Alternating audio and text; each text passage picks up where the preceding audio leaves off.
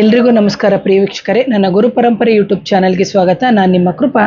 ಇವತ್ತಿನ ವಿಷಯ ಏನು ಅಂತಂದರೆ, ಕೇತು ದಶ ಅಂತ ನಡೀತಿರುತ್ತೆ ಕೆಲವರಿಗೆ. ಪ್ರತಿಯೊಬ್ಬರು ಹುಟ್ಟಿದ ಮೇಲೆ ಒಂದೊಂದು ದಶ ನಡಿಲೇಬೇಕು ನಮ್ಮ ಜನ್ಮ ನಕ್ಷತ್ರದ ಆಧಾರದ ಮೇಲೆ. ಅಲ್ಲಿ ಕೇತು ದಶ ನಡಿಬೇಕಾದ್ರೆ ನಮಗೆ ಹಲವಾರು ಸಮಸ್ಯೆಗಳು ಬರ್ತಾ ಇದೆ ಅಂತ ಅಂದ್ಕೊಳ್ಳಿ ಉದ್ಯೋಗದಲ್ಲಿ.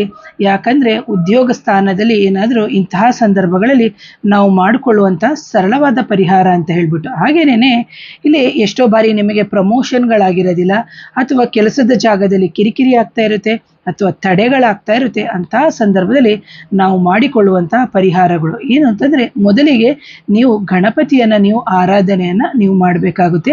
ನೀವು ಪ್ರತಿ ಯಾವ ವಾರ ಹೋಗಬೇಕು ಅಂತಂದರೆ, ಮೊದಲಿಗೆ ಆರಂಭ ಮಾಡಬೇಕಾಗೋದು ಮಂಗಳವಾರ ಇದನ್ನು ಆರಂಭ ಮಾಡಿ ಅಂತೇಳಿ. ಇಲ್ಲಿ ಮಂತ್ರ ಬಂದ್ಬಿಟ್ಟು ನಿಮಗೆ ಓಂ ಗಂಗಣಪತಿಯೇ ನಮಃ, ಓಂ ಗಂಗಣಪತಿಯೇ ನಮಃ ಅಂತೇಳ್ಬಿಟ್ಟು ನೀವು 108 ಬಾರಿ ಪ್ರದಕ್ಷಿಣೆ ಮಾಡಬೇಕು ಇಲ್ಲಿ ಗಣಪತಿಯ ದೇವಸ್ಥಾನದಲ್ಲಿ.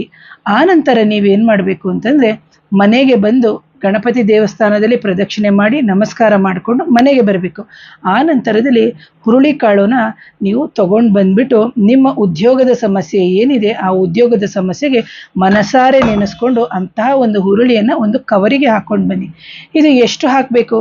ನೀವು 1ನೇ ತಾರೀಕಲ್ಲಿ ಹುಟ್ಟಿದರೆ 1 ಹಿಡಿ ಹಾಕಿ, 2ನೇ ತಾರೀಕಲ್ಲಿ ಹುಟ್ಟಿದರೆ 2 ಹಿಡಿ ಹಾಕಿ, 3ನೇ ತಾರೀಕಲ್ಲಿ ಹುಟ್ಟಿದರೆ 3 ಹಿಡಿ, 4 ಅಂದರೆ 4 ಹಿಡಿ, 5ನೇ ತಾರೀಕು ಅಂದರೆ 5 ಹಿಡಿ, 6ನೇ ತಾರೀಕು ಅಂದರೆ 6, 7 ಅಂದಾಗ 7 ಹಿಡಿ, 8 ಅಂದಾಗ 8 ಹಿಡಿ, 9 ಅಂದಾಗ 9. ಮತ್ತು ಅದೇ ಥರ ನೀವು ಅದೇ ರೀತಿ ನೀವು ಮಾಡ್ಕೊಂಡು ಬರೋದ್ರಿಂದ ಎಷ್ಟು ಬಾರಿ ಮಾಡಬೇಕು? ಪ್ರತಿ ನೀವು ಮಂಗಳವಾರ ಇದೇ ರೀತಿ ಗಣಪತಿ ದೇವಸ್ಥಾನಕ್ಕೆ ಹೋಗೋದು 108